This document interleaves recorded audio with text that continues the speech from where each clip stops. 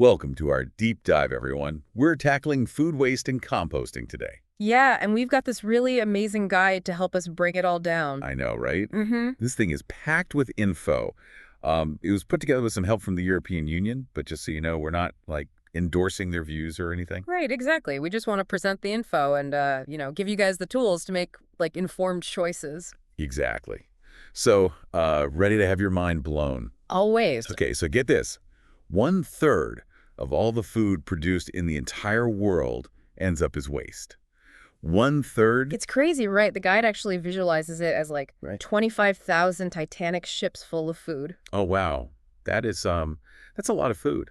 And also a really disturbing image, huh? Yeah, it really drives home the point, especially when you consider that all that wasted food could, theoretically feed every hungry person on the planet. Oh, absolutely. Okay, so pop quiz. Where do you think most of this waste happens? Tough one. Restaurants, maybe? Good guess, but nope, it's actually our homes. Real. Yeah. It's kind of shocking, right? A whole 70% of food waste happens in kitchens just like ours. Wow. I guess it's easy to forget how much we throw away when it's just like a little bit here and there. Right, exactly. It's like the wilted lettuce, the leftovers we forget about, those 3 strawberries that got moldy in the back of the fridge. Ugh, yeah. Not to mention all the water and energy that goes into producing the food we Oh, waste. totally. The guide mentions it's like almost €1 billion wasted globally. That's insane. I know, right? And that's not even considering the environmental cost. Yeah, all that rotting food in landfills is a major contributor to climate change. It is. And that's because of methane. Right, exactly. When food breaks down in a landfill, it releases methane, which is a way more potent greenhouse gas than CO2. Okay, so less food waste equals less methane, which equals hopefully a slightly less doomed planet. Precisely. Okay, but before we get too depressed about all that, let's talk about some of the awesome things people are doing to fight food waste. Yeah, there are actually some seriously inspiring initiatives out there. Have you heard of food banks? Oh, yeah. They do amazing work, right? Rescuing food that would otherwise be thrown away and giving it to folks who need it. Exactly. They've got this huge network of over 60,000 organizations saving a mind-blowing 15 million tons of food. That's incredible. And there's smaller groups doing great stuff too, like, Yeah. what's it called? The Robin Hood Army in India. Oh, yeah. They collect excess food from restaurants and deliver it to people experiencing homelessness. It's so cool how they're turning a problem into a solution. Totally. And then you've got things like community fridges, which are popping up all over the place. Oh, yeah. Those are so cool. It's like you just leave food you don't need and take what you do. I love that idea. Right. And it's not just sharing food, it's like building community, too. Absolutely. And then there are those initiatives that sell, ugly produce at a discount. Oh, yeah. I love those. It's such a smart way to reduce waste and make healthy food more accessible. Totally. And, speaking of creative solutions, there's this restaurant in Copenhagen called Rub and Stub.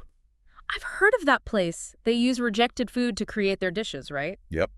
And it's run entirely by volunteers, with all profits going to charities. That is so cool. They're really putting their money where their mouth is, so to speak. Exactly. So we've got individuals, organizations, even businesses taking action. But what about, governments? Are they doing anything to address this issue?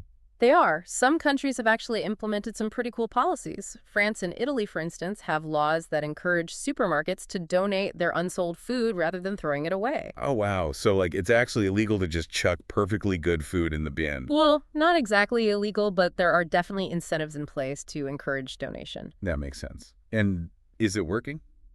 It seems to be. They're recovering thousands of tons of food annually. That's awesome. What about other countries? Any other cool policies out there? Oh, definitely. South Korea has the system called pay as you waste. Pay as you waste. How does that work? Basically, residents have to separate their food waste and pay for it based on how much they throw out. Oh, interesting. So it kind of makes people more aware of how much they're wasting. Exactly. And it seems to be really effective. They've managed to reduce food waste by something like 95%. 95%. Seriously. That's amazing. I wonder if something like that could work here. Maybe. It's definitely a model worth considering. And they've also invested heavily in composting and anaerobic digestion facilities. Right. Turning that waste into resources, like energy and fertilizer. Exactly. It's a really holistic approach. That's awesome. So we've got global organizations, local initiatives, governments getting involved. It's kind of hopeful, right? It is. It shows that people are taking this problem seriously and, like, working towards solutions. I love that. Okay, but before we get into what we as individuals can do, let's talk about composting for a sec. Ah, composting. Nature's way of recycling. It is. I've always been curious about it, but I'll admit I've always been kind of intimidated by the whole thing. Really? Why is that? I don't know. I just picture like a big smelly pile of rotting food attracting bugs and rats and Huh. Yeah, I get it. But honestly, it's not that complicated or gross if you do it right. okay, so break it down for me. What's so great about composting and how does it like help the environment? Well, first of all, it keeps food waste out of landfills, which we know is a big win for the planet. Right, less methane. Exactly. Plus, it creates this amazing nutrient-rich soil that you can use for gardening, Oh, so it's like recycling but for your garden. basically. And it reduces the need for chemical fertilizers, which is good for the environment and for us, So it's like win-win-win. pretty much. Okay, I'm sold. But I live in an apartment, so like backyard composting is not really an option for me. No worries. There are tons of ways to compost. Even if you don't have a yard, you can do worm composting or use a batashi bin. Worm composting. That sounds kind of Yeah. interesting. It's actually pretty cool and surprisingly easy. Plus, worms are like composting superheroes. Huh. Okay, I'm intrigued. I might have to look into that. Yeah. But even if we all started composting, that wouldn't solve the whole food waste problem, right? Definitely not. It's just one piece of the puzzle. Right. So what else can we do? Like in our everyday lives, give us the goods. Okay, so the guide we're looking at breaks it down into three main areas: shopping smarter, storing food effectively, and getting creative in the kitchen. I like it. Simple and actionable. Let's start with shopping smarter. What are your top tips? Well, first and foremost, make a plan. You mean like meal planning? Exactly. Figure out what you're going to eat for the week and then only buy the ingredients you need. That makes so much sense. It's so easy to just wander around the grocery store and end up with like a random assortment of stuff. Oh, totally. I'm definitely guilty of that. And having a shopping list is key. A list, yes. It's like your weapon against impulse buys. It is. And before you even go shopping, take stock of what you already have. Oh, good point. Check the fridge and pantry so you don't end up buying duplicates. Exactly. Also, pay attention to portion sizes. Buying in bulk can be tempting, but only if you'll actually use it all. True. Sometimes those deals end up costing you more in the long run if you have to throw half of it away. Exactly. Oh, and don't be afraid of the ugly produce. Oh. I love those wonky fruits and veggies. They taste just as good, and they often cost less. Exactly. And it's less waste. Speaking of deals, what about those buy one, get one free offers? Those can be tricky. Only go for it if you know you'll use both items before they go bad. Good point.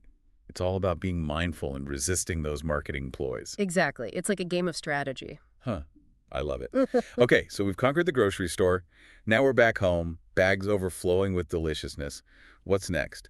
How do we keep all this food fresh and prevent it from going bad? That's where storage comes in. And trust me, it's not as boring as it sounds. Okay, I'm listening.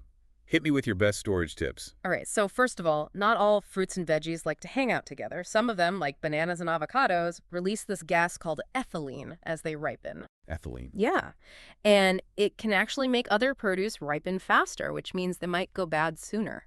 Oh, wow. So like keep your bananas away from your apples. Exactly. And things like berries and leafy greens, they're more delicate, so they like to chill in the crisper drawer. Ah, the crisper drawer. It finally has a purpose. Okay. What about bread? Fridge or no fridge? Bread is a room temperature kind of guy. Keep it in a bread box or an airtight container. Got it. No more soggy bread for me. What about leftovers? Leftovers are all about airtight containers and the fridge. Get them in there within 2 hours of cooking and label them with the date so you know how old they are. Labeling is key. I've definitely had some questionable experiences with unlabeled containers in the back of my fridge. We've all been there. And don't forget about the freezer. It's a lifesaver for like soups, sauces, even bread. Freezing is a lifesaver. But what about when things are already starting to go bad, like those wilting veggies or the slightly overripe fruit?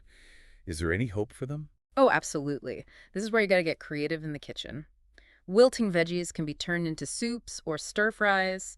Overripe fruit is perfect for smoothies or jams. I love making smoothies. It's the perfect way to use up all that random fruit that's about to go bad. Right. And don't forget about roasting. Roasting can make even the saddest vegetables taste amazing. Roasting is magic. Okay, what about herbs? I feel like I always end up throwing away half the bunch because they wilt so fast. Herbs are tricky.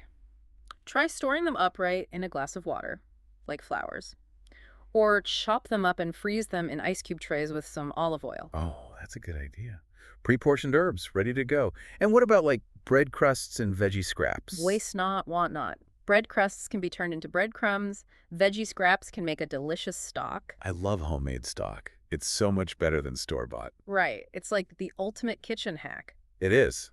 Okay, so we've covered shopping smarter, storing food effectively, and getting creative with leftovers and scraps. But what if we still end up with more food than we can eat? What then? Share it. Friends, family, neighbors, food banks, shelters. There are so many ways to make sure good food doesn't go to waste. Sharing is caring, and it's a great way to build community and reduce food waste at the same time. Absolutely. So, what are your takeaways from all this? Anything standing out to you? Well, I think the biggest thing for me is realizing how much food waste is happening and how much of it is preventable. Yeah, it's eye-opening, isn't it? It is. And it's inspiring to see all the amazing things people are doing to tackle this problem. Totally. From individual actions to global initiatives, there's a lot of positive energy out there. Absolutely. And it makes me feel hopeful, like we can actually make a difference. We can, and we have to, for the sake of our planet, our wallets, and our communities. Preach. Okay, so that wraps up part 1 of our deep dive into food waste and composting. But we're not done yet. Nope, we've got a whole lot more to uncover. Join us next time as we explore the impact of food waste on a global scale and delve deeper into those inspiring initiatives that are making a real difference. You won't want to miss it. See you next time.